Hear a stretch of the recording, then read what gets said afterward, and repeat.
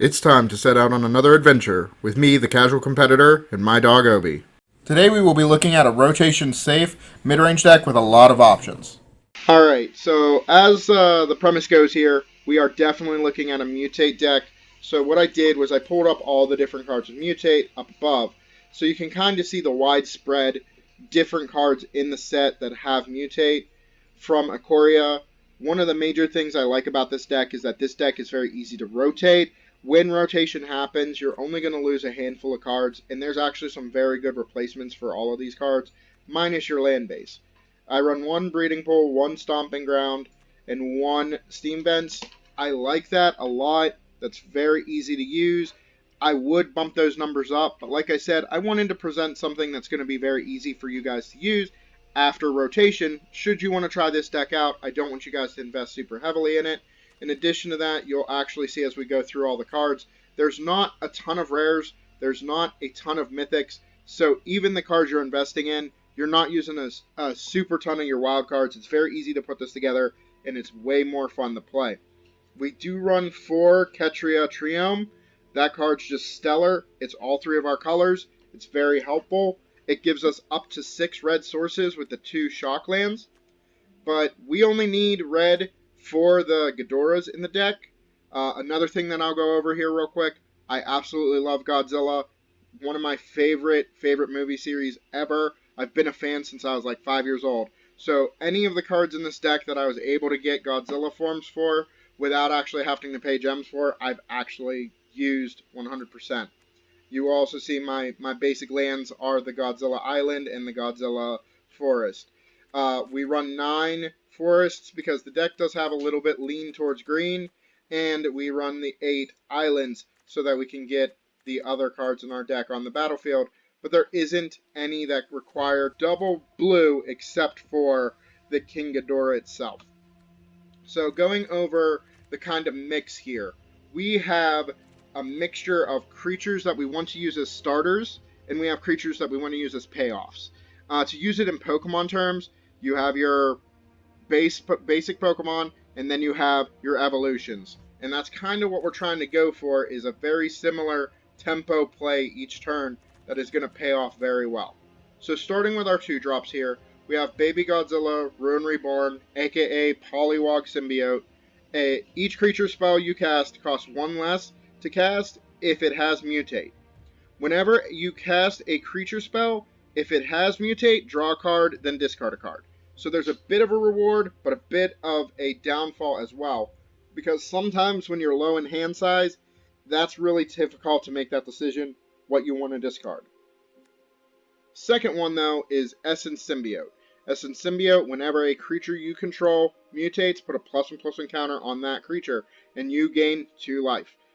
That card is super stellar. It makes it so we have a lot of early game survivability against aggro, because as we mutate, we're fogging 1 or 2 of their attacks every turn, but it also sets us up so well for late game beats when we have like a 5/5 or a 6/6 because it's mutated twice and already has a base power of 3.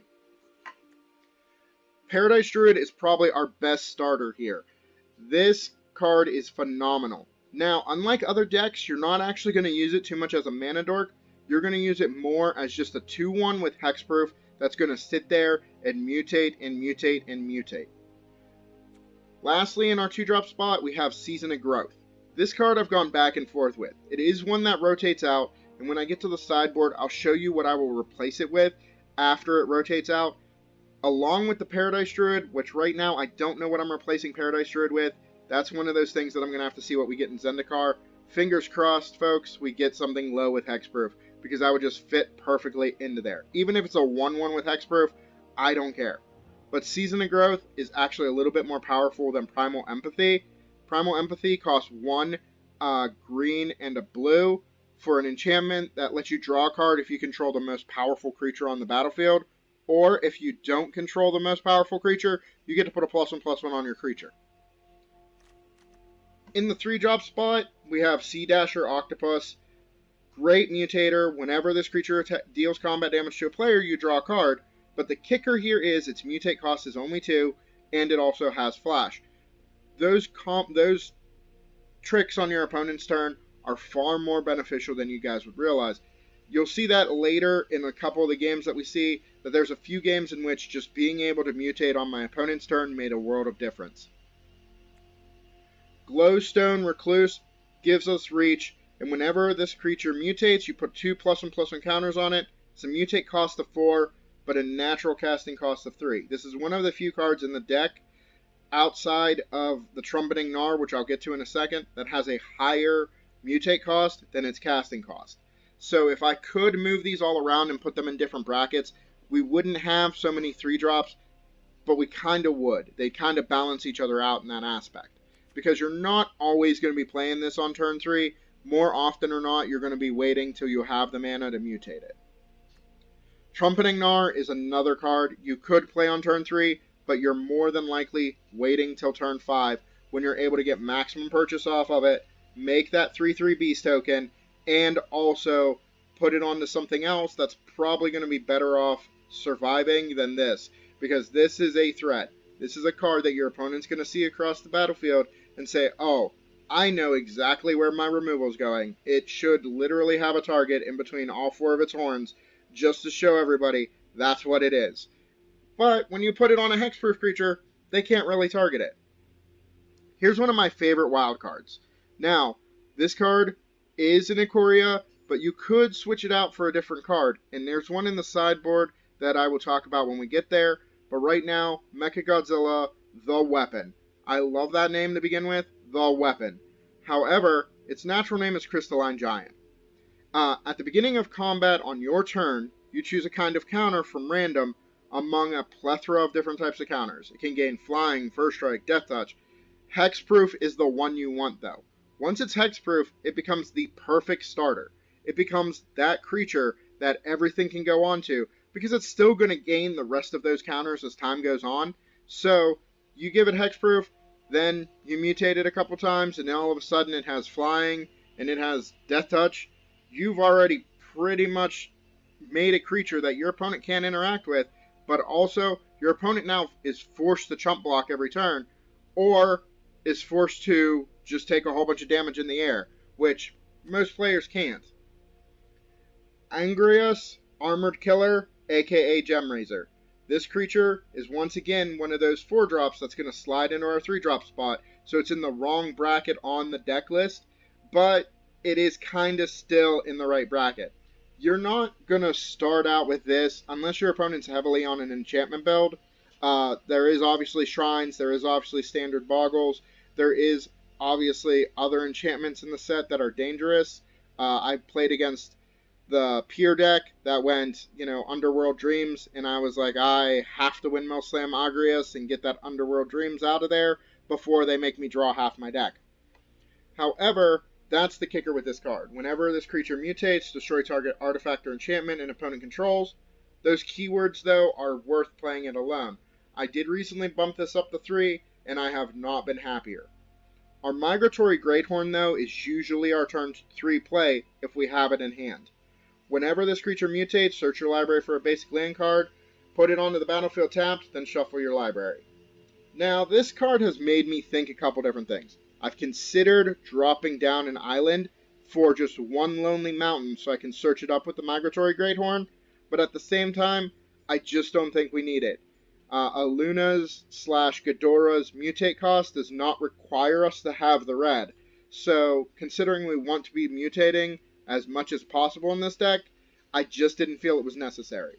However, though, it does also turn your creature into a 3/4 on turn 3 if you have one of those nice 2-drops to throw it onto. Questing Beast is kind of our rebuild card. This card is definitely very powerful on its own, so it makes for a great card to do post-board wipe.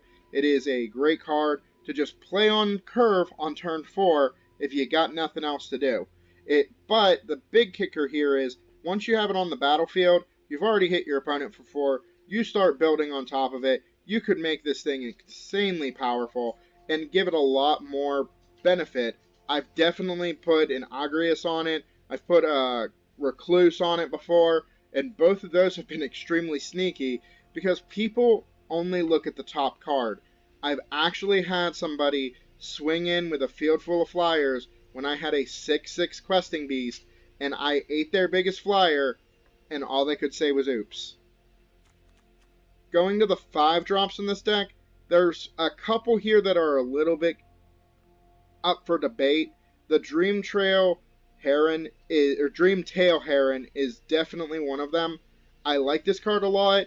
It's flying. Whenever it mutates, you draw a card. Its mutate cost is 4. However, I've gone back and forth as to whether or not it should be a second pouncing Shore Shark. Once again, same thing. It's a 5 drop. It does not have flying. It's a Shark Beast, which is really a unique combination of creature types to begin with. But when this creature mutates, you may return target creature an opponent controls to its owner's hand. This is really, really powerful against token creatures, even more powerful against decks that build off their own creatures. Your opponent doesn't have a Paradise Druid, and you're in a mirror match, and they've stacked everything on something, you can bounce it. I will give you a bit of warning. Whether you're playing against Mutate or whether you're playing Mutate, bouncing creatures can get really, really messy in Mutate decks. Bouncing a creature that's been mutated puts every card in that stack back in their owner's hand. So, I've actually had people bounce my big mutated creature with an unsummon just so I could replay it all and get all those triggers over again. And even though it saved them 7 life, I put the mutates in other places and it ended up costing them the game. That's also a big part of why I think this card reads target creature and opponent controls. Because if we were able to bounce our own stuff, it would just be off the charts. Insane. It would have to be rare at that point. I do run one Auspicious Steroids. This card is seen in a lot of the mono-green Mutate decks that just try to get this thing out as soon as possible, but they run a lot of other powerful cards that we're not running. If we have 5 mutates and we look at 5 permanents and we hit, like, say, a Recluse and a Dasher and a Polywog, we're not really adding a whole bunch to the board there. I don't really like that. I do run the one of because it is really, really good when your opponent's gone wide, and it definitely enables us to get back a lot of our field presence if we need to. But here is the star of the deck, Ghidorah, King of the Cosmos, aka a Luna Apex of Wishes. Now, its natural casting cost is 2 green, blue, red. However, its mutate cost is 3 green or red, double blue. It's a flying, trampling 6/6, and when this creature mutates, exile cards from the top of our library until you exile a non-land permanent card, put that card onto the battlefield or into your hand. This is the payoff for everything we're doing. If we see something we definitely want to mutate, especially something cheap, like a Sea Dasher where we can hold it up and use it at the best opportune moment, we're definitely putting it in hand.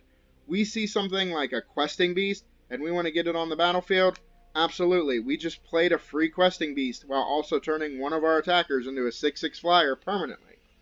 Now, obviously, we have a bunch of different lines of play here. You'll see plenty of them in the games that we're about to see, but I'm also going to talk a little bit about sideboard. I do mostly use this deck in singleton events. Like, I do not do a lot of best of 3 with this deck. I have another deck. It's my pet deck. It's my favorite deck. I will maybe do a video on it, but the main issue with it is most of the deck does rotate out in September, and I didn't want to start off by showing you something that you guys would be like, oh, get super hyped about, invest a lot of your wild cards in if you didn't have the stuff, just to see it disappear. I really wanted to present something here for you guys that if you guys like this and you guys want to play it, go for it. You don't have to worry too much about things rotating out. You're losing 3 lands that I know for a fact Wizards gives you guys for free, because I got them for free as well. And then you have a handful of rares, but they stick around. You're not going to be upset about using your wild cards for Questing Beast. You're not going to be upset about using your wild cards for Argreus. You're not going to be upset about using wild cards. Well, maybe a little upset about Mechagodzilla. I won't lie, that card is crazy, but it's also a bit of a gamble. So that's the only card that you might be a little upset about. But as we're sliding in the sideboard, let me start in the middle here with what is a little bit more stable of a pick for that spot. Spark Hunter Manicore is a 3-drop. It's still an artifact creature, so it still slips by Ugin, just like Mechagodzilla does. But as an additional cost, you have to discard a card. It does also have protection from Planeswalkers. That's kind of vital. You can put this down. They put down their Teferi and just look at you, because Teferi can't bounce it. Or, going forward after September, phase it out. The Spark Hunter Mana Cord can deal 1 damage to a target Planeswalker for 1 mana, but the big kicker is, for 3 mana, Spark Hunter Mana Cord gains indestructible until end of turn. So when you have that situation where you're holding up one of our Flash Mutators, and they have the ability to board wipe us, they do, and instead you're like, wait a minute, I'm just going to pay 3 and protect my best creature, you're not going to be upset about that situation. And unlike the Crystalline Giant, I do think you'd see some extra play out of this card. It's a bit more stable of a pick for that reason. However, whichever you want to go with, it's your wild cards. Go nuts. We do run 3 Heroic Intervention in the sideboard. That is a given. Permanents you control gain hexproof and indestructible until end of turn. That not only protects any creatures we have on board, but our Season's Growth also gets protected by that. 2 Rhythm of the Wilds. Those are a very easy pick if you're going up against something with a lot of counter spells. You get by that. Creature spells you control can't be countered. You slide out the 2 Season of Growth, you bring in the 2 Rhythm of the Wild, and even though it's 1 more mana, and even though it's your 3rd color, it's not going to be that difficult to get it on the battlefield, I don't think. But on top of that, it gives your non-token creatures riot.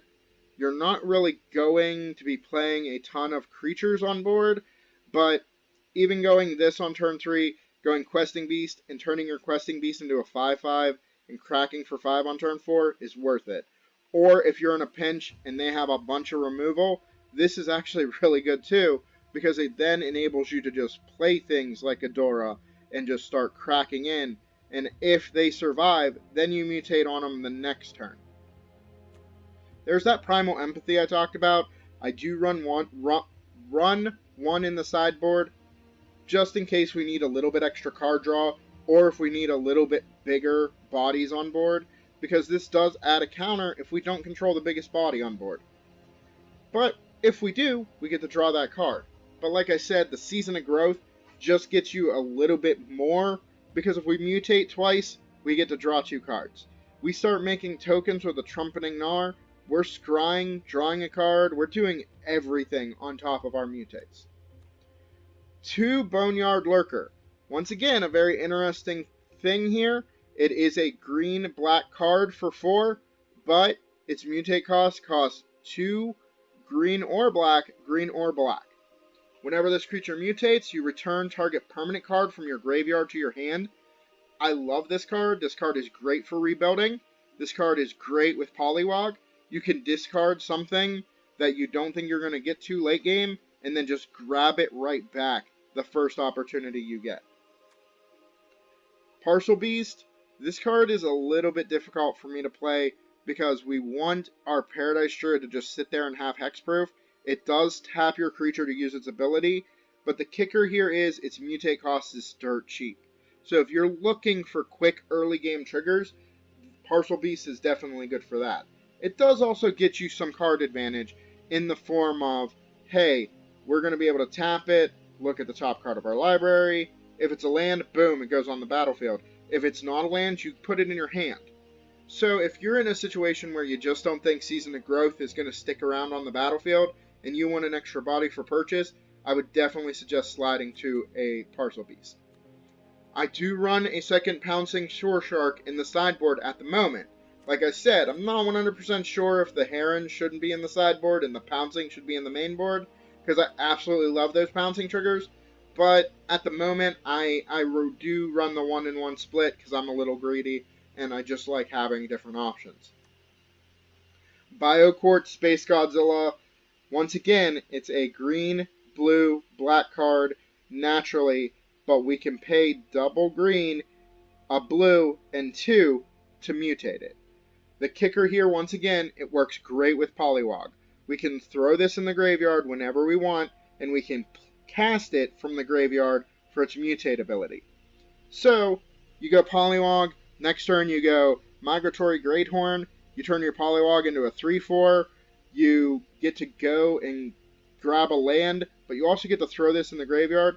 That means turn 4, you're turning your Polywog into a 6/6, grabbing your land number 5 or 6, depending on what exactly is going on in the game, and getting your opponent for at least some damage, because at that point they're either triple blocking to kill your creature, or you're getting through and they're just chump blocking some of it away because of the trample on the Bioquartz. Archipelagor, which is a funny name. I feel like this should be a turtle more than a Leviathan, just because the artwork. It has a mutate cost of 6. It is a 7/7. It is probably the biggest among the mutators, naturally body-wise. It is very, very powerful because it taps down X creatures, where X is the number of times this creature is mutated. So if your opponent is trying to match you, it's extremely easy to play this card to get past all of those blockers and get in for the actual killing shot that you need. That's kind of where I got with the sideboard. There's obviously some cards worth noting in the mutate poll, I guess you could say, because I did not run any Mothra's Great Cocoon, aka Mysterious Egg. It is a very powerful starter. I have so many lands. We have 7 lands that we could be playing turn 1 tapped. I did not like the choice of paying 2 life to play an O2 that could get shocked, especially if we don't know what our opponent's on. But it is worth noting that that card exists. It is worth noting that that card could see some payoff. And in addition to that, we do also have the Porcuparrot. Bird Beast has a mutate cost of 3 for a 3/4, very much like our Great Horn, but it's in red, not in green. So if you started moving these lands around, or if you wanted to throw in some extra shock lands, you could play some number of this, which will definitely make it very difficult for your opponent to come back, because they have the ability to just tap it, kill their best creature, tap it, kill their best creature, and keep the field relatively clean for whatever small creatures you want to be swinging in with. We do also run 1 Shadow Spear in the sideboard here. That Shadow Spear is vital to go along with a lot of what we're doing, because it gives us the ability to buy back some life that we're going to take early on, because you're not going to be blocking turn 2 with a Paradise Druid. Once you mutate it into a Great Horn, you probably will, but if for some reason they've gone really wide, or made it so that they have a situation where you just don't feel comfortable blocking, and you've gotten to late game, and you see a Shadow Spear, and you get to play it, equip it, now you're swinging with, your heavily mutated 10/10, it's now an 11/11 with lifelink. That's really, really good. And that's kind of what we're hoping for with Crystalline Giant.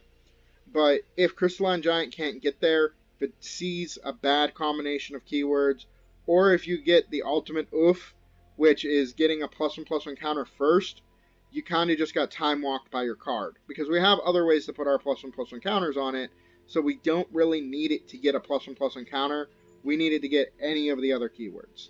And all of them are good on their own, but once you get that hexproof, you can feel super comfortable just turning this thing into an absolute monster.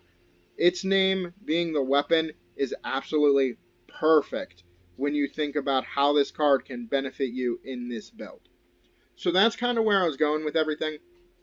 If you guys like what you see, let me know in the comments. If you don't, feel free to comment anyway. Let me know what you guys think I did wrong, or what cards you'd add in that I don't have in the build. The other thing is that I would love to see in the comments is I'd love to see your guys' take on maybe even adding in a 4th color. Because I would absolutely love to see Biollante or even King Caesar in this build. Both of them are kind of difficult for us to play. King Caesar is very, very difficult for us to play. But Biollante is kind of in our wheelhouse anyway. We would just need to add some black. And the same with King Caesar here. We could definitely play it. We just need to add some white. Both of them have very powerful abilities. I think Biollante is very, very powerful for getting us a buyback effect, because it returns total of 10 power or less from our graveyard to the battlefield. So it's really good immediately after a board wipe. but King Caesar gives double strike, which is so powerful. When you really think if you have like a Sea Dasher on something and it already has trample, or like you have a Mecha Godzilla with Death Touch, giving it double strike is just insane. But also, whenever this creature mutates, it deals 4 damage to target creature or planeswalker an opponent controls. You gain 4 life. So, once again though, you slap that on like a Mecha Godzilla with Death Touch, you're now killing their best creature every single turn. Doesn't matter if it's got 10 power, your creature has Death Touch. But, once again, I kind of built something that I think will function really well. If you guys think, though, that that's something we could do, I definitely would like to hear about it. But on top of that, that's something to look forward to from Zendikar. Maybe we luck out and we see like a Cavern of Souls, or even, you know, something along those lines that's not as powerful, that maybe pushes this deck a little bit forward. And once again, we're kind of hoping for a hexproof low drop to replace our Paradise Druid. But besides that, everything else that rotates out in the deck is very easy to replace. Alright, let's get to playing some games and see what we think.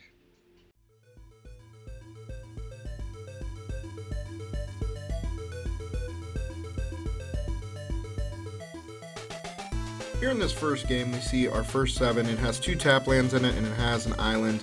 That means that we're able to play a 2-drop on turn 2 with the ability to not really mutate too heavily early on. Playing that tap land, I did not like it enough. Thought we could do slightly better, so I decided to throw it back. Now we get a very similar hand here. Obviously, we have a 5 mutator as opposed to a 6, and we have still an octopus and still a starting creature. I do have to throw the questing beast onto the bottom of the deck for now. We do have some shuffle effects that will bring it back into play later on in the game.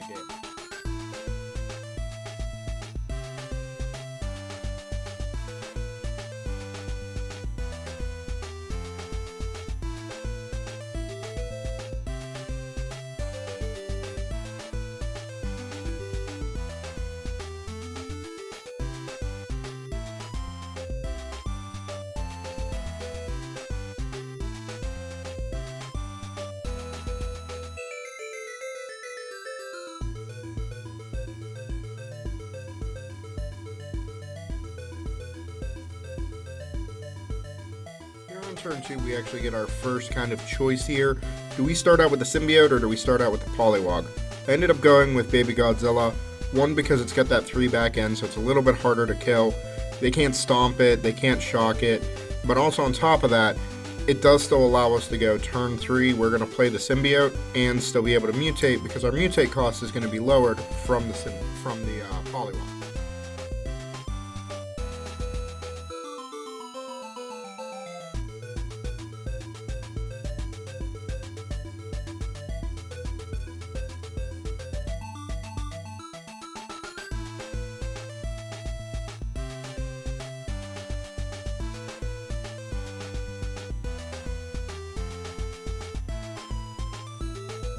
Even though they have 2 very defensive creatures here, I chose to go ahead and try to swing in. If it was unblocked, I would definitely have slapped the octopus onto it, drawn an additional card this turn, and kind of tried to ramp me up a little bit faster.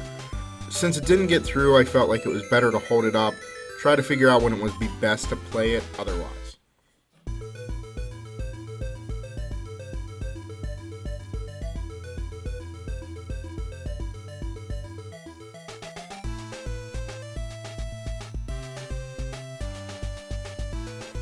Alright, so it's my opponent's end step. I haven't had an opportunity to play this otherwise, so I'm going to go ahead and mutate here. That way we can try and mutate the following turn.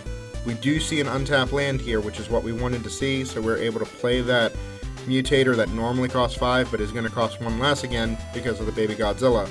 We do end up also drawing a Season of Growth. Now, out of those 2 cards, I think the mutator is a little bit more powerful, so we end up deciding to go with the mutator, even though both of them can kind of do the same thing for us. As long as that polywog is sticking around, we're able to just loot cards anyway, and we don't want to be looting too many cards since our opponent seems to be on a form of milling that's going to make us discard cards anyway. We're just giving more fuel for their fire every time we draw an additional card, but it's too good not to do in certain situations. Now I'm swinging for 5. My opponent is forced to block, or I get to draw an additional card and just start drowning them in card advantage.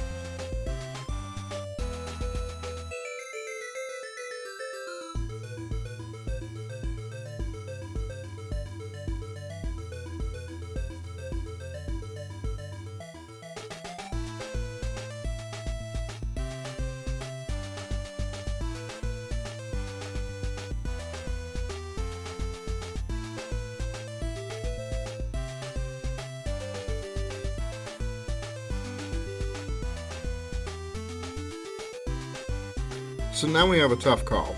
We can continue to try and mutate onto the same creature over and over again. The only downfall is the second that we go to target it, they're going to phase it out with the Fury. It's not going to stop us from playing the creature will run into the battlefield, however we will not get any of those juicy triggers from mutating it. So what I'm going to do is I'm going to try to move to combat here. The also unfortunate thing is, if he goes and phases out one of our creatures with his Teferi, it could very well mean the end of his Teferi or the end of his board state. One way or another, this is a good move for us.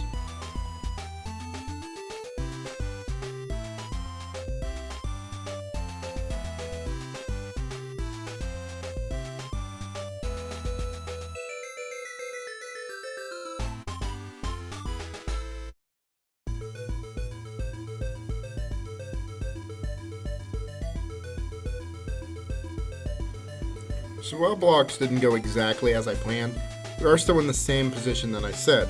One of our creatures is phased out, we cannot go on top of that creature, but we can still mutate this turn.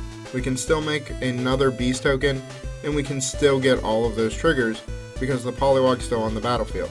However, it doesn't get a +1/+1 counter because our symbiote, which is underneath the other trumpeting Gnar, is actually not on the battlefield at the moment because of being phased out by Teferi.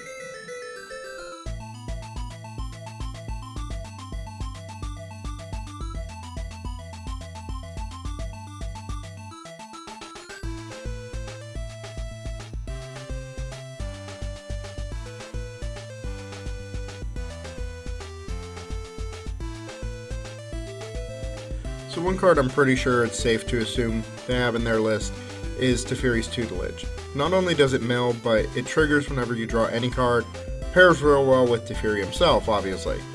Now, that made me one of the saddest mills because he milled 2 of our enchantment destruction cards in one go.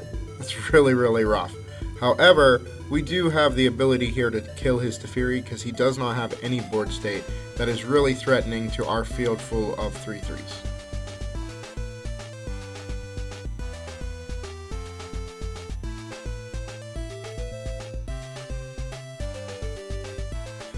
Even though this Ghidorah is not going to get through here because of his counterspell, it is also worth noting that I kind of did a misplay at the start of this turn. I shouldn't have just put down the island, I should have held it in my hand. That way, when my other card, my Poliwag triggered, it would have actually enabled me to choose which of those lands I wanted to discard. Not that it's a huge deal, because it did end up just being a land. It wasn't something worse than that. It could have really been a big oof if it was a very powerful card. If it would have been one of our other Ghidorahs, if it would have been our Auspicious. Those types of situations I just think that are really difficult to feel out. You have to remember what's underneath your creatures, because in all fairness, if memory serves, it was because I forgot that I had a Poliwag on the battlefield because I had mutated it.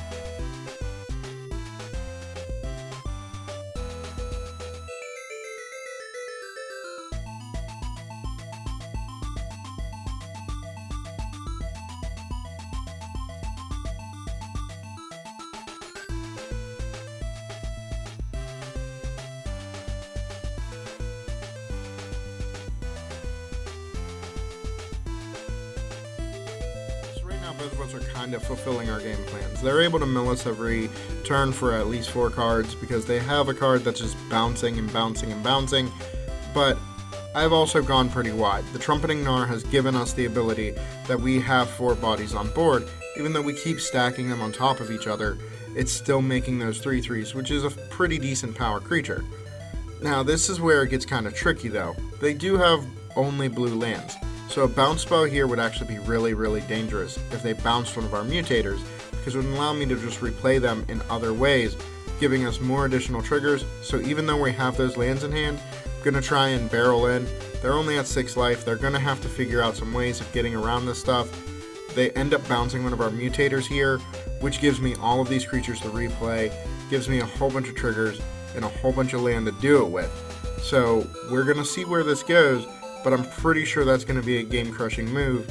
If they have another bounce spell, then they get to stabilize, so I'm going to go ahead and slap my Sea Dasher onto my Elk right there. That way they can make another beast token, and that way they're going to be able to bounce one, but they're still going to go to 3, and we're going to have a big enough board state that it's going to be a bit of a problem. As I do this, it resolves.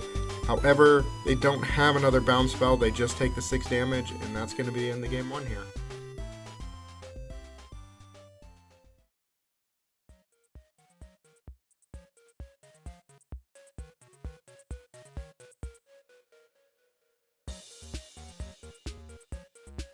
So here in this second featured match, once again this hand does not look the most appetizing.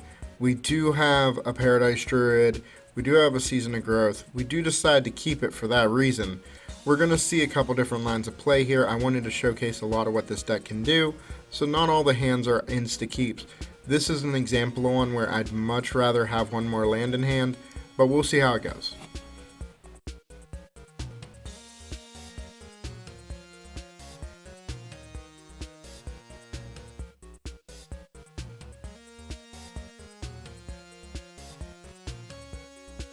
So let's spin the wheel, see what we get. This time around it's Vigilance, not the worst ability to have. It definitely helps with not hafting the tap when we attack. It makes it so that this card can be very great at both defending and attacking. However, we definitely wanted to get that hexproof as soon as possible so we can start mutating onto it. So I go ahead and play a Season of Growth because I know even if I have to mutate this turn, I can mutate and draw a card. We do end up seeing hexproof on him, so we are going to go full ham, slap our Sea Dasher on there, draw 2 additional cards this turn. Very helpful, very good. It doesn't really add any power to him, but considering he's vigilant, we're definitely going to be swinging with him every turn we can.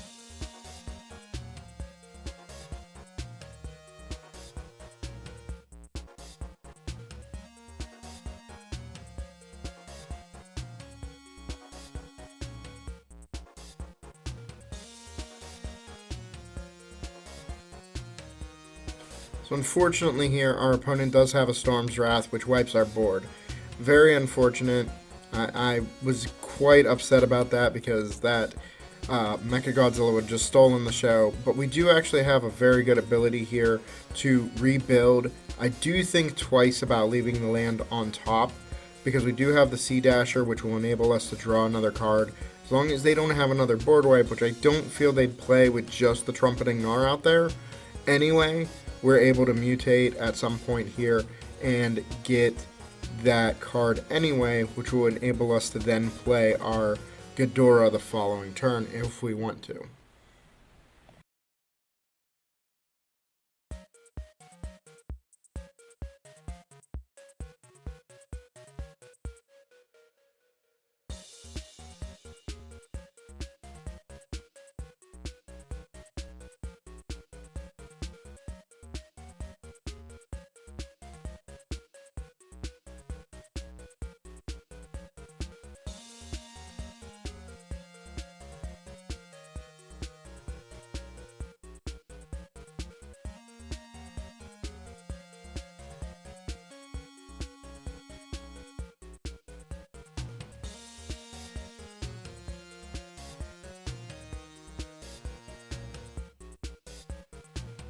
Now, while we do have the Ghidorah in hand, I thought it was better to start out here get some more actual power on board quickly that we're going to get a couple additional triggers from without throwing Ghidorah out there. If we can, we're going to try and keep Ghidorah up and running for later when they have the mana to tap down multiple creatures.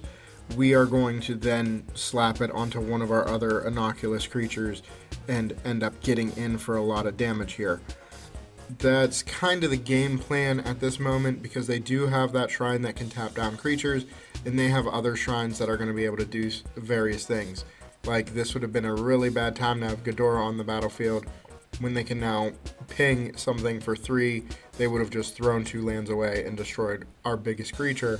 And they're still probably going to do that here, but now we have Ghidorah and we have plenty of targets to rebuild off of the following turn.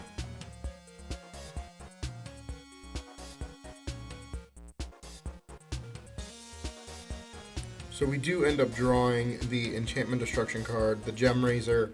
It's very powerful here. They only have enchantments on board. They don't have any cards in hand. They can very easily kind of just see that this is going to be a problem, so they end up scooping immediately after I play it.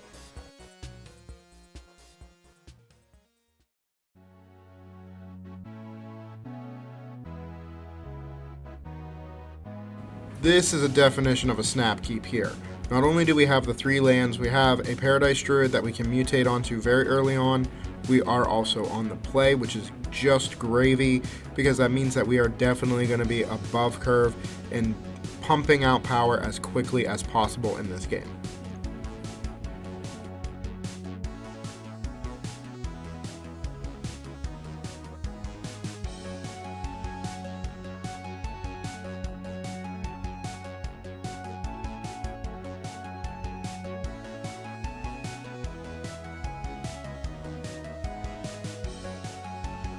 So as I said, this is kind of your classic go-to turn 3 move.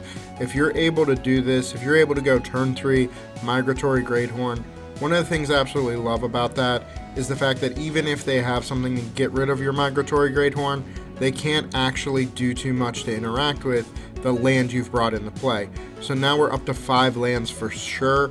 There's not going to be much that goes on besides that. We have a total of 6 mana if we want to tap our Mana Dork, but instead I think we're just going to be very happy with leaving them sitting there as an Iron Wall and just being a target for our Mutate spells. Now once again, we do have the Pouncing Shore Shark here, which has led us to be in this position where we're going to wait. They definitely have a creature that wants to benefit from them playing auras. However, even though it's not an aura, they are going to get a benefit from that trigger, from that enchantment. So we're going to go ahead and pounce on their creature to bounce it before that Alseid enters the battlefield. And that way we can get maximum purchase, because now their Alseid can't protect it from our trigger there.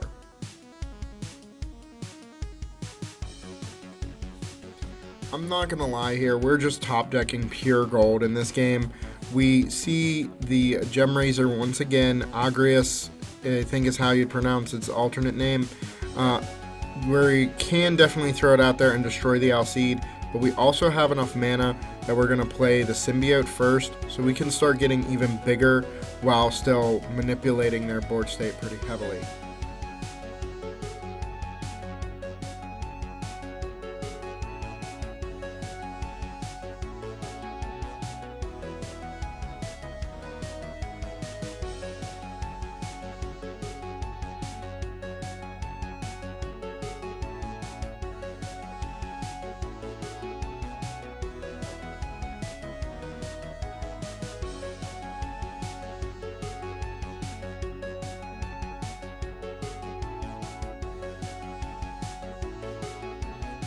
They've begun to catch on to our shenanigans a little bit, so instead of trying to stack anything onto their Setessan champion there, they're going to try and go a little bit wider by throwing that enchantment onto their Pelt Collector there, hoping I bounce the Pelt Collector. Unfortunately, they might not have been paying attention last turn, because I'm going to be able to destroy the enchantment and still bounce their other creature. It is not really that they had much else of a choice though. It did draw them 2 cards, and they're only down 1 card technically, because all I'm doing is just continuing to bounce the same creature that they have to replay in order to try to get somewhere.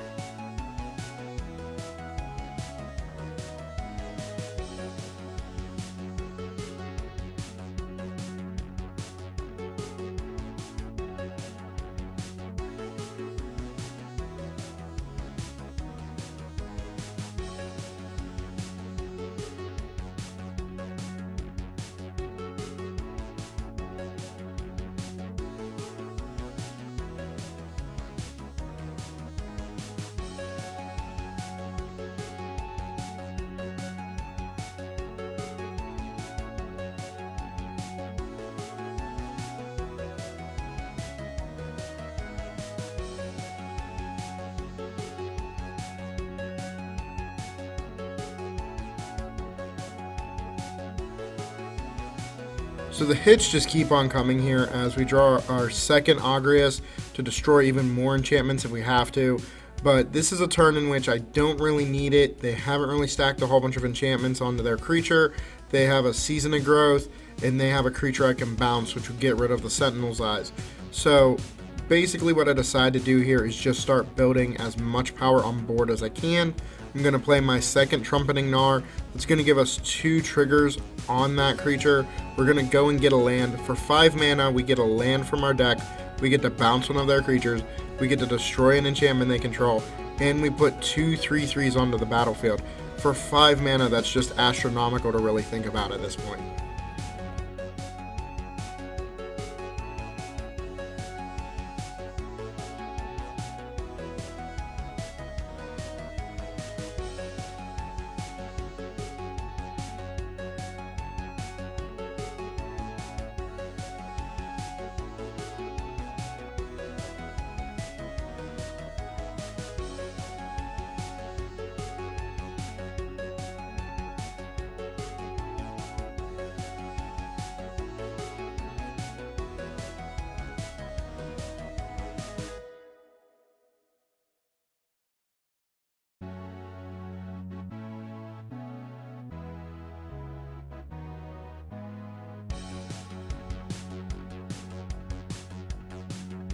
I'm not going to lie, when you have your field set up the way this is exactly what we want to be drawing in the first place.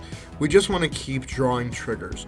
We want to keep drawing creatures that we can throw on top of this thing because we already have everything down that we want. We want the Pouncing Shore Shark, and we want that Agrias / Gem Razor so that we're able to do whatever we feel like doing. However, I do decide to go a little bit wider here because I want to be swinging with one of these creatures. So I'm going to go ahead and throw Ghidorah out there without causing any triggers to happen at first. See what happens. We get a second Symbiote, which is just even better because now we're going to be adding 2 counters and gaining 4 life. Though our opponent hasn't been able to swing at us at all, it has really become very, very dangerous for them to try and get us down in life to begin with. But at the same time, we're able to do a whole bunch of other stuff. So they gave their creature hexproof so that we can't touch it. We're still going to be able to destroy the Sentinel's Eyes attached to it, and we're going to be able to bounce another creature if we want to. And we do decide to bounce that creature because it's going to cause us to be in a prime position for them to have to block one of our creatures, and they obviously can't block our 7/7 flyer there. So now they're in a really tough spot. We're swinging for enough damage that it could be lethal.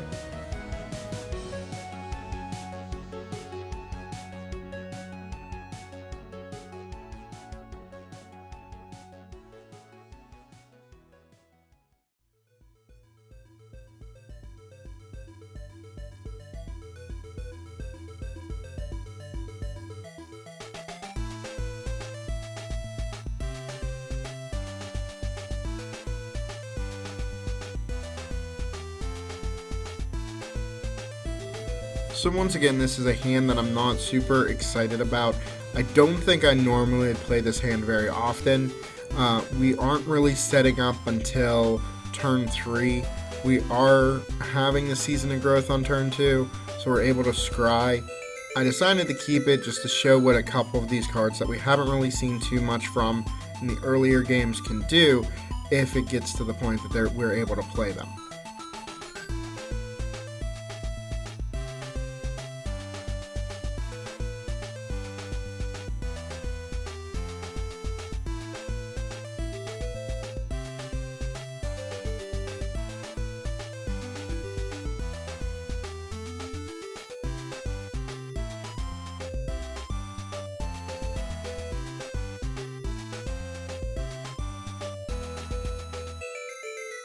Alright, this is a situation I'm not very happy with. I have to play the Godzilla because it's my best on-curve creature at the moment, but it does cause a scry trigger, so they are able to kill it before I can even move to combat. I bottom the island here, I don't need land number 5, and I, lo and behold, get to go to combat, spin the wheel, and boom, it's hexproof. Super excited to see that on that first spin of the wheel. Now we can rest a little easier because they can't just blow it out of the water. They're going to have to get a little creative. They can make us sacrifice creatures, don't forget that. But other than that, we are pretty much safe to assume that we can throw some stuff onto this and start getting rolling.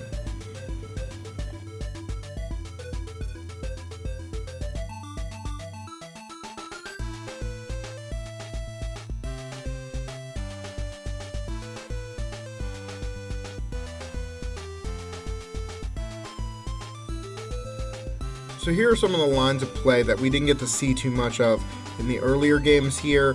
We got that Season of Growth on board. In a lot of the other games, it just wasn't beneficial for us to get out very late. But in this particular game, we're very easily able to get those triggers, get things rolling. I decided to go with that particular mutator so we can get those counters on there so we don't get a dead turn of just getting a +1/+1 counter on it. We go ahead and swing. It has menace now, they can't block, and we pass to them, and now they're in a really tough spot. They have a menacing 5/5 that I'm just going to make bigger and bigger and bigger every turn going forward.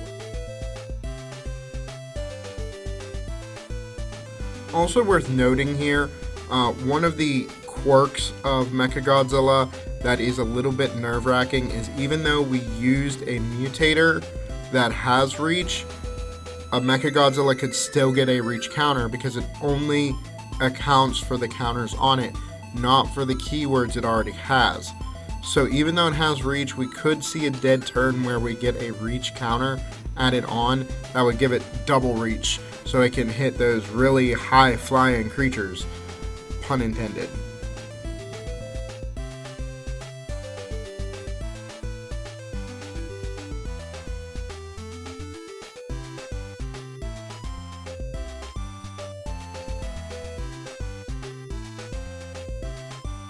So we're just getting started here. Next turn we're able to play several mutators. Very excited about it, but our opponent kind of realizes we have this ridiculous Mechagodzilla and unfortunately feels they need the scoop.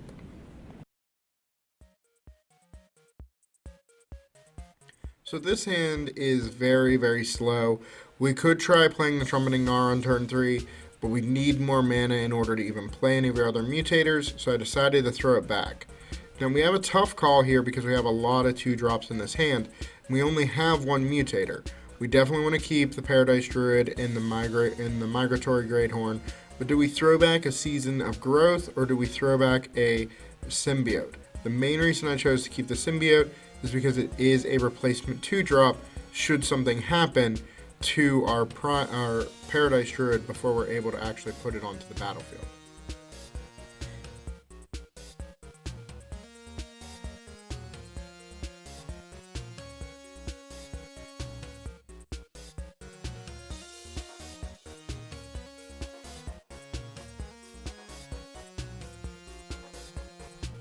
So it's like our opponent, just totally sees the thought out of my head here that we're going to play this on turn 2 and we're going to curve out so perfectly because they went ahead and took a card out of our hand. That is super unfortunate that they were thought seizing that card out of my hand, but that's what happened there.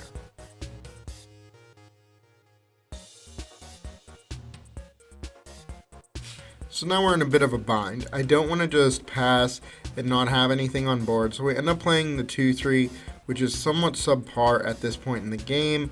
We can now mutate onto our 2-3, or we could try to play another Mecha Godzilla here.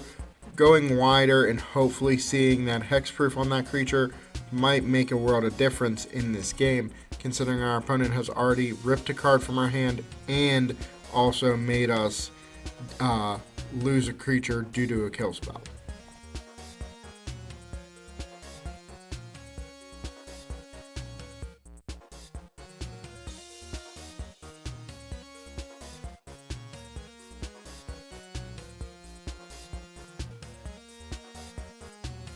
So one of the more interesting things in this game is that we're seeing a completely different side from our deck. In this game, we are definitely able to continue to go wide. We don't actually have to play these mutators. We could have played Ghidorah. If we did, I feel like it would have been countered because they left all that mana up. They were waiting for us to play something big. Instead, they make us discard a card. It's not super powerful, but it does get rid of one of our mutate triggers.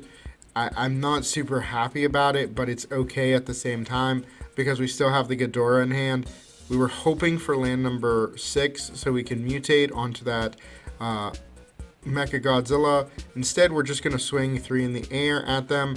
It's a lifelink, flying, powerful creature, and now we're going to try and throw another flyer into the air. Like I said, I had the feeling they had it. They had a kill spell for it. They're going to make us mill some cards. It's not super fortunate, but it is what happens, and I feel like if we would have done it the turn before, we would have been left with no cards in hand and really been in a bind.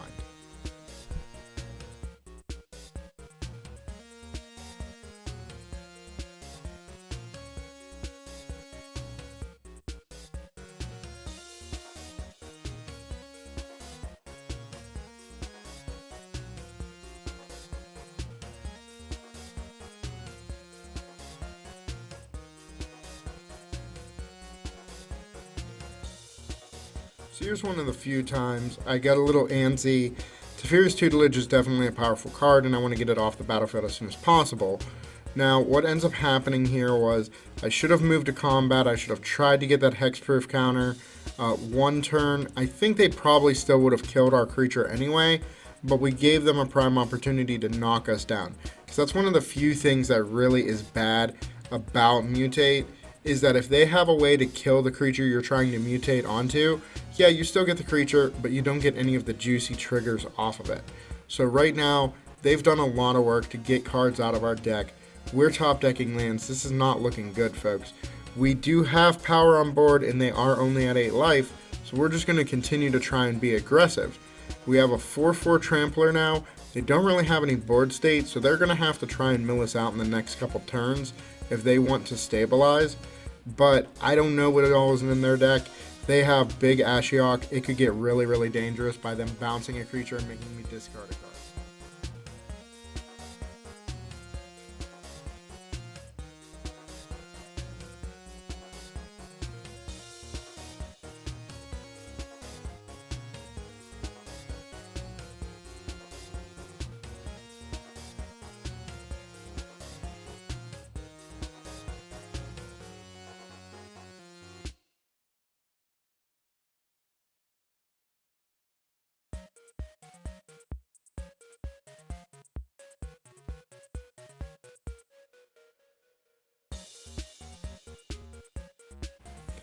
So we're going to try for lethal here.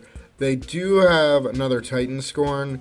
I think for a split second I'm out just drawing a card now, but I then realized that they did not actually pick to destroy it. They couldn't because of its CMC. They had to bounce it to my hand, which they then scooped because they realized I'll destroy their tutelage anyway.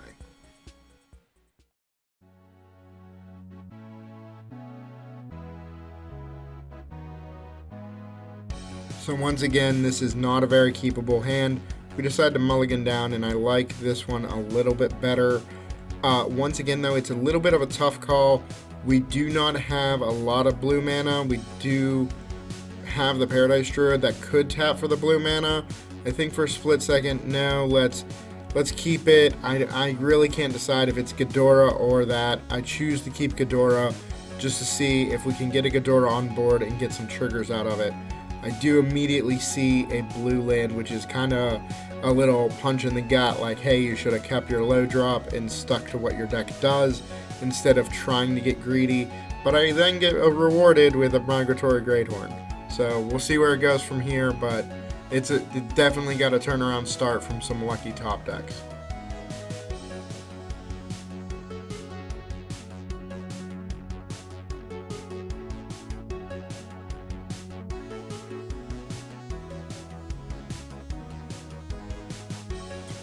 So if you haven't noticed the board state at the moment, we are definitely in some form of a mirror match. They've played 2 of the symbiotes that give a counter and gain life whenever you mutate.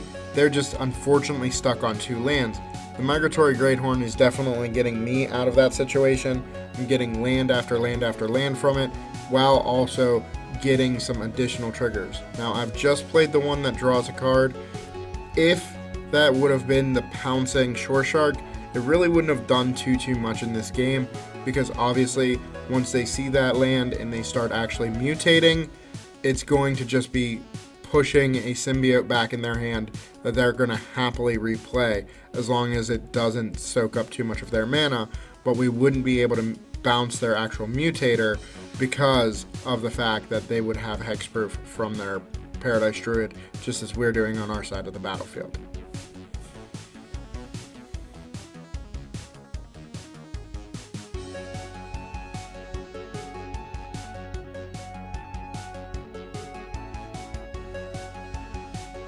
So for comparison purposes here, if that would have been an Auspicious as opposed to the Ghidorah, you would have seen land, you would have thrown out your octopus there, and then you would have seen the trumpeting Gnar as well, because we have mutated 3 times. That's not terrible, but we would much rather have those cards in hand and start stacking them on top of each other than be throwing them out on the battlefield to just be sitting there as vanilla creatures if we needed triggers.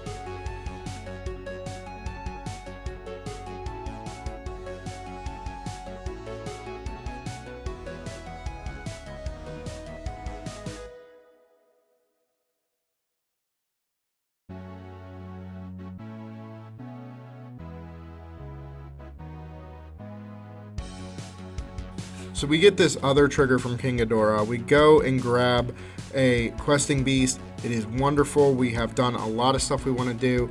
We're starting to run out of lands in deck, which is really a spot you want to be in. We have a handful of mutators that we can just start throwing down whenever we need to, so I feel comfortable enough that I can start swinging. Worst case scenario, we do end up losing that Ghidorah, but we can just start slapping all this stuff onto the questing beast the following turn and make it into an even bigger threat than it already is. I could also see them blocking with the 6/7. They can't block the Ghidorah, they can only block the questing beast, which is unfortunate, but it's still a good threat to get off board. Once they do, I do end up slapping another trigger on there, seeing what I get off of my second Ghidorah trigger, while going and grabbing lands, while going and doing all of these other amazing things. Drawing a total of 4 cards this turn from that card alone is just extremely powerful. Now, we did only see a symbiote. We passed turn to them. They have 4 mana up. They could play something that makes us sacrifice a creature. Instead, they just go Paradise Druid. I'm a little bit shocked to see the Paradise Druid make a return in this game, but then there's a scoop. They probably didn't have anything else they could play, and that's super unfortunate.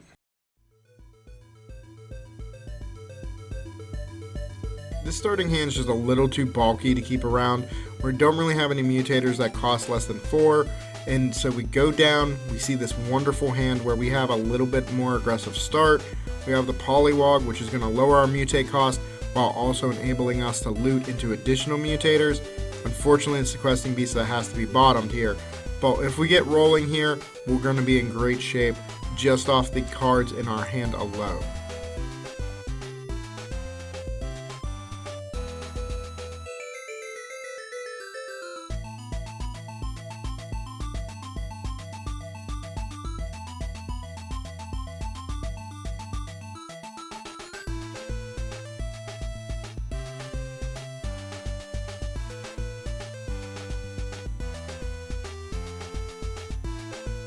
So from seeing the aggressive creatures here in the start, I don't feel super confident about playing the Great Horn on this turn. Instead, I want to leave up my Shore Shark. That way if they play a Winota on 4, I can definitely bounce it and they won't get any awesome triggers off of her. They move to combat without it. I'm still going to play the Shore Shark, hope they don't have a burn spell to get it out of the way, and bounce one of their creatures, and then start establishing stuff next turn.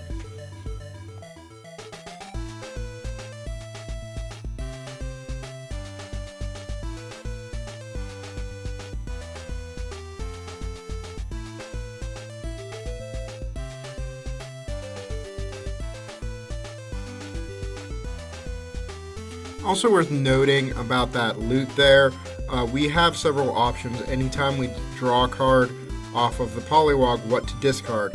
So what I'm trying to do is I'm trying to make sure I have at least 1 or 2 other creatures in my hand that could become mutators should I lose what I have on the battlefield. But I didn't want to keep too many starters just because we'd rather have all of those triggers stacked up in hand. And in this game, I'm still not positive that we don't want to put out a Mecha Godzilla at some point. They are going super wide, so at this point we're just going to try and slap some triggers out there.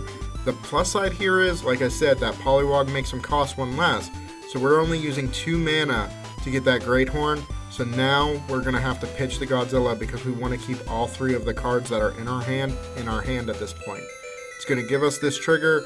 We're going to go get additional lands, which is slowly making that Paradise Druid even more and more obsolete.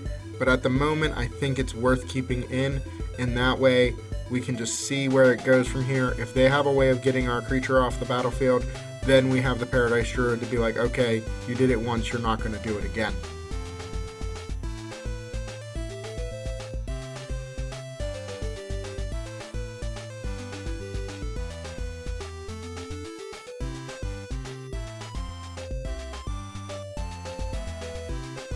By blocking here, I gave them a pretty difficult option. They could either pump into their creatures, or they could try to let their creature die. Unfortunately, I do have a Flash Mutator, so what's going to end up happening here is I do end up taking 4 damage, but it does basically time walk them a turn because they just tapped all their mana to do 4 damage to me, which they wouldn't have done if they didn't think they were getting my creature off their battlefield.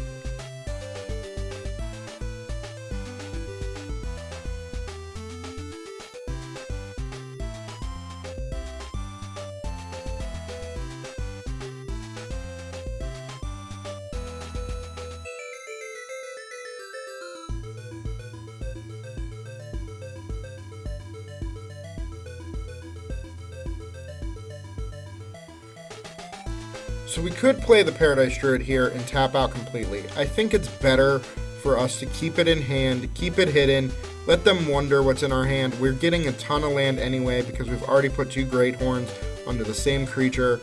And that way when we swing in here, we do draw a land. We keep both those cards in hand so we have some fuel to discard to the Polywog when we need it.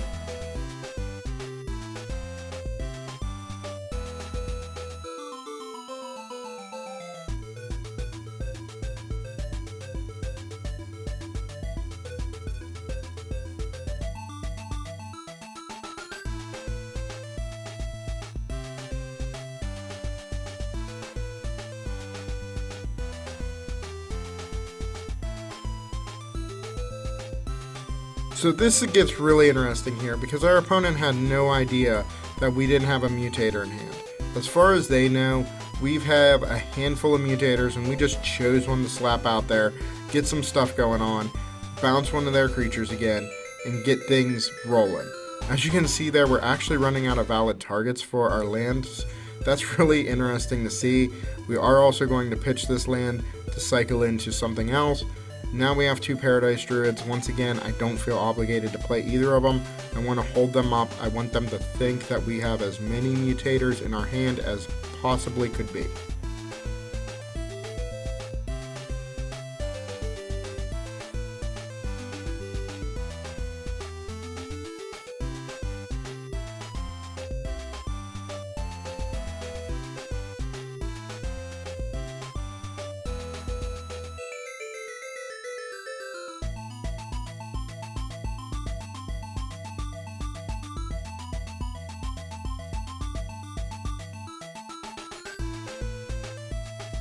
I kind of weigh my odds on this attack, they could triple block. It would cause them to wipe their field, but it would also get my creature off the battlefield.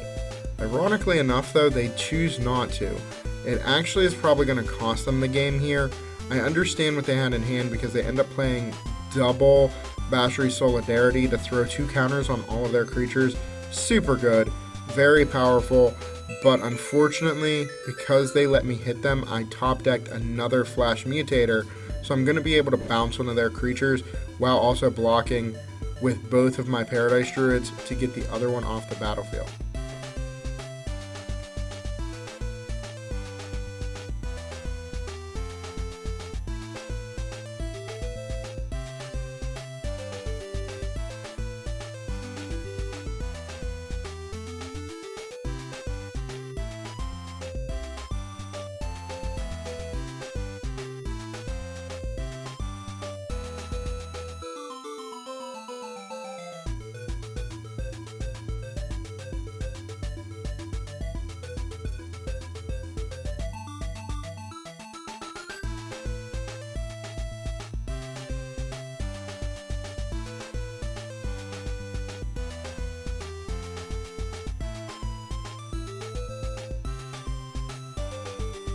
So things are starting to wind down here. Like I said, it gave me this opportunity.